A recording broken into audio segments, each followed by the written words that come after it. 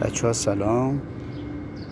توی یه روز زمستونی اومدیم تو عمق جنگل های هیرکانی. یه لحظه صدای خشخش اومد و گله گرازا رو دیدیم. قبل از اینکه ما ببینیمشون اونا ما رو دیدن و پا گذاشتن به فرار. البته ما تو محل زایشگاه و زادگاه اونا اومدیم. حتما به این جنگل ها جهت تفریح فقط سر بزنیم. سپاس.